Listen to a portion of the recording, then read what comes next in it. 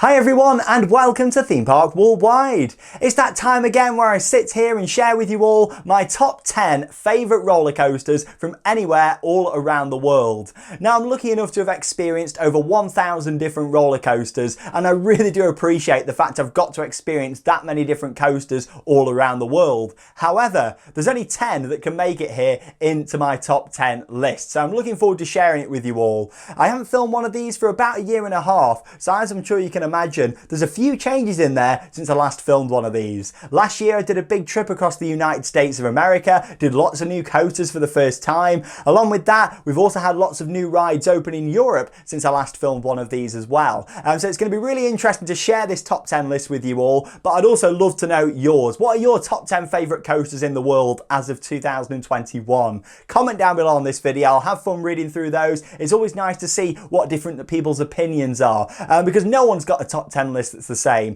People might have the odd coasters that are the same in the top spot or somewhere in the list, but not many people, if anyone, has got a list where it's exactly the same. So I'd love to know your thoughts. It's always nice to see what people think, to other people's opinions as well. So I'm sure that it'll be great to read it all down below in the video comments. And I know I'll enjoy doing that, and I'm sure a lot of you will too. So here we go. It's 2021, and here's my top 10 coasters as of right now, right this second sitting here. So in 10th place, it is Top Thrill Dragster, which is located at Cedar Point in the United States of America.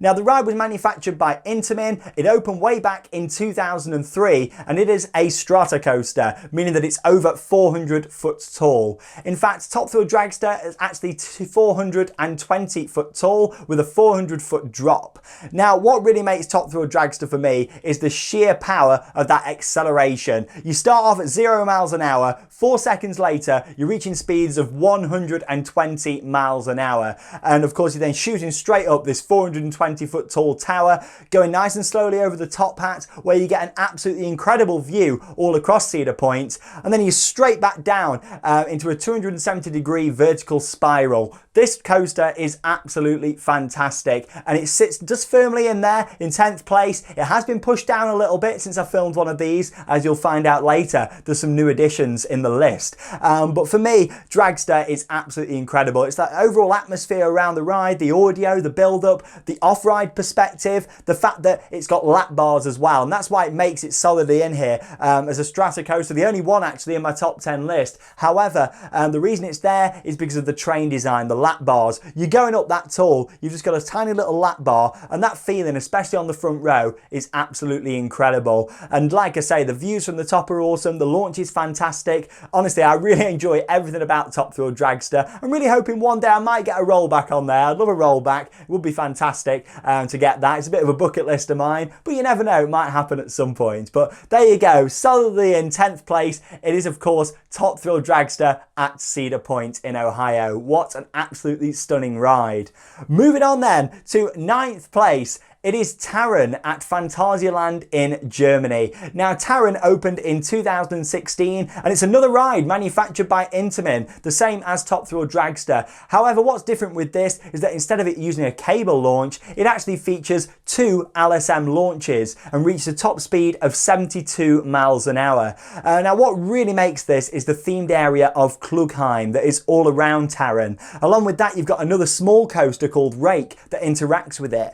But honestly, if Taron didn't have the theme in, it wouldn't be in my top 10. But what really makes it is the overall themed area, the complete package that you get on this ride that makes it absolutely incredible.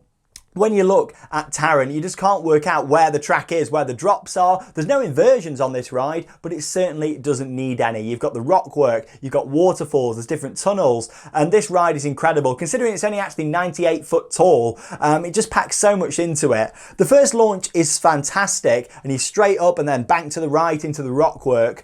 But my highlight point of this ride is the second launch, which is absolutely incredible, and that's what takes the train up to its top speed of just over 70 miles an hour. You whip straight out of a tunnel, past a waterfall, and then you're at the highest point of the ride. Honestly, the design of that ride is absolutely fantastic, and Taron deserves its solid 9th place, mainly because of that second launch, but also as well because of the theming and the overall atmosphere around this ride. The soundtrack, it's just a complete package all around. Moving on then into 8th place, and that is Helix at Liseberg, which is in Sweden. Now, Helix opened in 2014 and was manufactured by Mack Rides. Now, what really makes this, again, it's got 2 launches, 2 LSM launches in fact, but it's actually located on a hillside. Bear in mind, Liseberg is a beautiful city centre amusement park, so it's actually built onto the side of a hill, and the views from this are absolutely incredible. In the daytime, it's gorgeous. At night, it's on another level. Honestly, it's absolutely epic. When you're looking out over Gothenburg, the buildings have got all the lights on, and the ride's action-packed. Yes, it's got 2 launches, but it's also got 7 different inversions on there as well. Some of the standout inversions for me on Helix is the Norwegian loop that combines 2 inversions into one, kind of similar to a pretzel loop. However, with this, it's got a slightly different design, and where it's built on the side of the hill is absolutely stunning. It really is. And then along with that as well, I'd say that the inside top hat is another one of my favourite elements out of the 7 inversions and 2 launches to choose from on Helix. It's hard to pick some favourite bits from it because the whole thing is epic. The whole thing's one of my favourites. But if I had to pick certain parts, then yeah, I'd certainly say that second launch, which is on a bit of an angle on the side of the hill,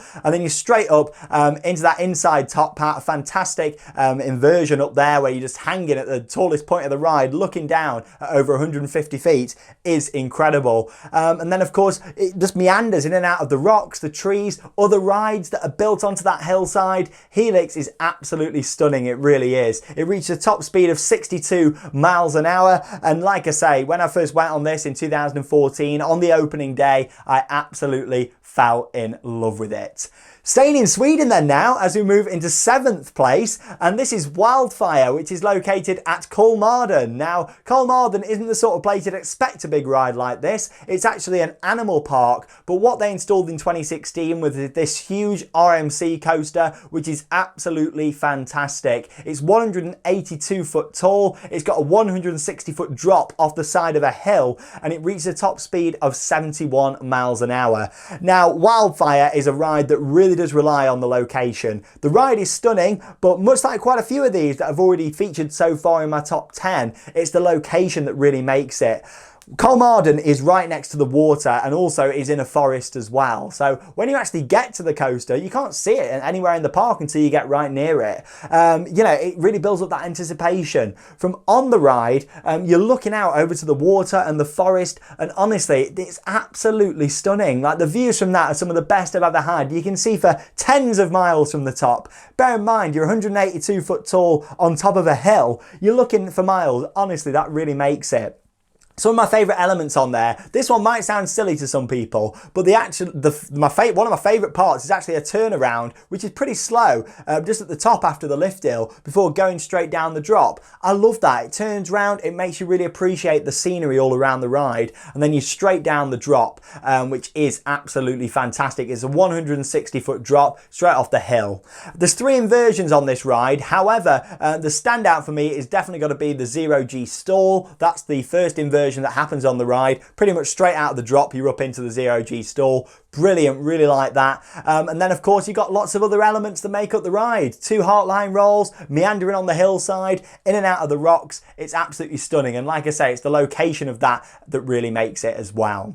Into 6th place then now, it's Untamed at Walibi Holland in the Netherlands. Now, this opened in 2019, and it's another coaster manufactured by RMC, Rocky Mountain Construction. Now, Untamed is actually only 119 foot tall and only reaches a top speed of 57 miles an hour. So compared to a lot of other coasters, and especially compared to RMC's, that's actually pretty slow and also not that tall in comparison. Of course, it's still fast for a coaster, but but when you're comparing it to those, it's a lot slower and not as tall. But what this ride has got packed into it is absolutely epic. There's 5 inversions on this, which was more than any other RMC coaster at the time. Along with that as well, it reaches a 270-degree double inverting stall pretty early into the layout, which I really enjoy. Instead of reaching it later on, it gets to it nice and early. You've got some good speed through that, and it's absolutely incredible the fact that how that element works. Before RMC came along, we hadn't, like, if you'd have said, oh, a 270-degree double inverting stall, you'd have thought, what? That's a mouthful to say.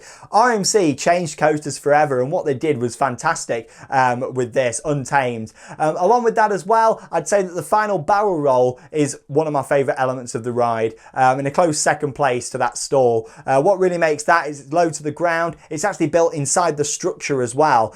So when you've got your hands up, you really just feel like you're going to touch the ground. Brilliant, nice low and hidden away inversion. What I also really like about this ride is the ambience around it. Don't get me wrong, it's not really themed heavily compared to like Taron that appeared earlier in the list. However, it has got a nice modern vibe about it with some of the signage around and the overall look and feel of this ride. But yeah, Untamed at Wallaby Holland, solid place there at number 6. So we've made it to the halfway point now, number 5, and this is Fury 325, which is located at Carowinds, back over now in the United States of America. This coaster opened in 2015 and was manufactured by B&M. So here we go, the first B&M to appear in my list so far. Now, Fury 325, the clue really is in the name with this one. It's 325 foot tall. It's a giga coaster, so of course it's over 300 foot tall, making it a giga, and it features an absolutely awesome 320 foot first drop, reaching a speed of 95 miles an hour.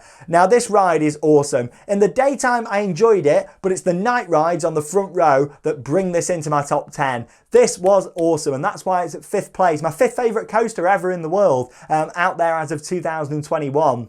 This thing is relentless. Now, it's got some airtime, but that isn't the main focus of this. It's more about the intensity. It's all the different turnaround sections and drops that make this ride. It's got a brilliant variety of elements packed into it. 6,600 feet of track on this ride, just over that in fact. So there's a lot packed into it in terms of the length. But the good thing about this, yes, it's a long ride, but it's got so much going on too. Sometimes it might be a long ride, but not a lot happens. That isn't the case with Fury 325. There's so much packed into the layout. I really like the tunnels, what you've got underneath, like the entrance area for Carowinds, and you've got this big turnaround section which brings it straight back round, and then to some more drops and other elements, but I like that turnaround section very much. Bear in mind you've got to 95 miles an hour, so you're going through some of these elements at some pretty high speed. I'd say like after that turnaround the coaster's probably still going 60, 70 miles an hour, if not a bit faster. It really keeps the speed. It's got some excellent pacing throughout. And like I say, it might not be an airtime machine, but that isn't really what this is about. It certainly is a front row ride though, because it has got a trim brake and you actually feel it when you're sitting further back. So yeah, I remember us picking up on that, but you know, it's an excellent ride. The night rides on it were awesome, and it looks the part as well. It's modern, it's got a great lighting package at night. You know me, it's not just about the coaster, it's the overall package, and Fury 325 certainly has that. So that's why it's in there at 5th place. Right then, 4th place then now, it's Zadro, which is located at Energylandia in Poland. This is another RMC that opened in 2019. Now, Zadro looks the part. I'd say in terms of all the RMCs out there, this is the one that looks the best. It's one of the most gorgeous roller coasters I think there ever is. Like, this looks incredible. From a visual perspective, you walk into that park, you can see it there at the back. You get closer and closer to it, and you think, blimey, this thing is huge. In fact, it's 206 foot tall. It's got a 206 foot first drop, which actually goes straight back into the structure, which creates a brilliant near miss element. Fantastic head chopper. It reaches 75 miles an hour, and it's also got 3 inversions. Now, there's a lot packed into it. Some of my favorite elements, of course, the first drop is incredible, especially on the back. I also really enjoy the intensity of the turnaround section. So after you've gone down that massive drop, you're straight into this turnaround where it swings the train the other way. But you know what? That's one of the highlights of the ride. Really intense. I'd say it's probably the most intense of the RMC coasters that I've done. I really like an intense ride, but also a smooth ride. And that all comes together with these RMC coasters, and especially with Zadra. Now, in terms of the inversions, like I say, it's got 3, but my favorite is definitely 100% the Zero G stall, which is huge and it's ridiculously tall. Like, you come out of that turnaround section, you're straight up into that, and honestly it feels like you're hanging there for ages, only a few seconds in reality. But on a coaster, when you're hanging upside down just with a lap bar, then yeah, of course, you know, you're really going to feel that hang time. It's brilliant, it really is. So yeah, you know, that really steals the show for me. Along with that, there's 2 Zero G rolls. I wouldn't say they're really anything special that add to the ride that much. It's more about the other elements, the intensity, the first drop, the turnaround, and the Zero G stall that really makes this in the 4th place for me. But it's absolutely fantastic, and honestly, Energylandia just keep building and keep delivering, so let's hope for some more stuff in the near future. But yeah, really fantastic ride that has certainly had to make it into the list. We're down then to the final 3, and in 3rd place it's Shambhala, which is located at Portaventura World in Spain. Now this opened in 2012 and it's a B&M coaster, the second B&M to make it here into the list. Now it's a hyper coaster, of course, meaning that it's just over 200 foot tall. In fact, it's 249 foot tall, but it does feature a 255 foot first drop, which takes you straight into a tunnel. Now Shambhala's first drop is amazing. I'd probably say it's my favourite first drop out of any coaster anywhere. I love it to bits. You are whipped straight over it, whether you're on the front, whether you're on the back, you get some absolutely fantastic force, and the fact you're going straight in to the actual tunnel underneath is incredible, and that's what really makes this an epic ride for me. Shambhala was my top coaster for a long time. It still sits firmly in the top 3 because it's so re-rideable, it's so smooth, it's so enjoyable. It's got lots of airtime packed into it, some huge airtime hills, 5 of those. It's got a big ejector hill, which I really enjoy. It's got a water splash, and the overall theme of the ride is nice as well. It's got a China theme that really works with the rest of the area, and of course you interact with Dragon Khan, another B&M coaster, which is just located underneath it and all around Shambhala, and that is why it fits in there for me. But it just rides beautifully. I love airtime to bits. It's one of my favourite ever elements. I'd always take airtime over inversions, and that is why Shambhala stayed there for so long in the top for me. But of course it has been pushed down over the past few years, but Shambhala is still an epic ride. Opened in 2012, opened on my birthday actually, the 12th of May, so that's another special connection I've got to it. But it's an incredible ride in a beautiful themed area. Right then, so we're down to the final 2 rides on this list, and in 2nd place it's going to be The Voyage, which is located at Holiday World in the USA. This was built by the Gravity Group, opened in 2006, and this is a hybrid coaster. And what can I say? This ride blew me away when I rode it for the first time last year. I came off it and I thought, you know what, is it a #1 spot? But it didn't quite make it to #1. However, The Voyage is stunning. It really is. It took a lot for me to actually push Shambhala down a little bit, but the more I thought about this ride and the elements on it, the more that I thought it's in 2nd place. It's got to be. The Voyage is stunning. Doesn't have much in terms of theming, like with a lot of coasters in the States, but it's in a lovely location at this park, all in the forest, and this is a big ride. The length of it is huge. Like, there's so much to it. There's so many drops, so much airtime, there's tunnels, there's so much. So it starts off with the ride climbing up to 159 feet. Where you get a great view across the park and the water park as well, and then you straight down a 154 foot drop, which is incredible. But following that, you've actually got 2 more drops that are over 100 feet, which is stunning for a ride like that. Is brilliant and really makes it for a hybrid coaster. There's so much to it. It reaches a speed of 67 miles an hour, 6,400 feet of track on the Voyage, so it's a long ride, and it features a whopping 3 90-degree bank turns throughout.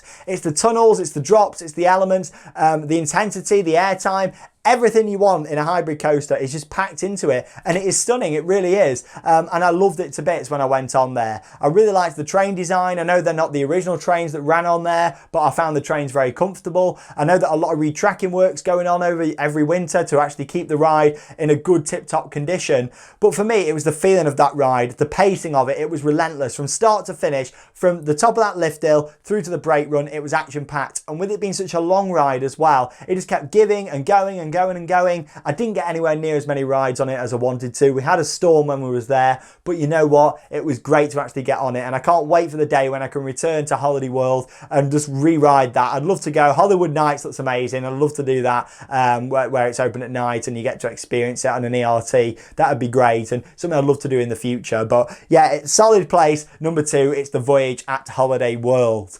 So we've reached the top coaster then, and I'm sure a lot of you have worked it out by now, but if you're new to the channel, you might not have. It is Steel Vengeance, which is located at Cedar Point, also in the United States of America, and this is another RMC. It opened in 2018, and this ride is absolutely stunning. It's 205 foot tall with a 200 foot first drop, which is breathtaking. The location of Cedar Point really makes this ride. Going back to the location again for this, you know, of course you're on a peninsula in Ohio, out in Lake Erie. You've got stunning views of all the other rides at the park, all the other coasters, but on that you're just kind of towering up there, and over that side of the park there's not a lot that's tall down that end. So you're looking out, you can look over to the side and see other rides that are a lot taller, you know, like Millennium Force, Top Thrill Dragster. So it's the locations and the views that really makes this for me. And then we go on to the ride itself. Of course, you go down that drop, 90 degrees, 74 miles an hour top speed, and there's 4 inversions that are packed into this ride. 3 0G rolls, one of them's the variant on it with a different ending, and of course a 0G stall as well. Really like the inversions, but again, they aren't what steal the show for me. Or I'd say if any of them were going to steal the show, it would be the final couple of inversions, because they're built pretty low to the ground in the structure itself, which is brilliant. They're quite hidden, especially at night. But it's the insane amount of airtime that makes Steel Vengeance my number 1 coaster as of 2021. How long is it going to sit there? I don't know, but who knows when we're next going to be riding some world-beating coasters. However, it sits there solid in top place. It's the airtime and everything that comes into it. That ride has got so much airtime packed into it. It's got more airtime than pretty much any other ride out there packed into it. And the finale of it's great as well. The speed it comes into that brake run, it's got loads of little bunny hops, which is absolutely stunning. You've got a nice outward banked airtime hill earlier on in the layout. Just everything about Steel Vengeance. It's got quite a nice themed area as well, of course Wild West themed. You know, it's not particularly heavily themed, but it's a nice area for it to fit into as well. So there we go. We've made it. My top 10 coasters as of 2021. When will the list change? Who knows? When will I film one of these again? Probably going to be at least a year from now. However, it's nice to sit here and share with you an updated version as of 2021.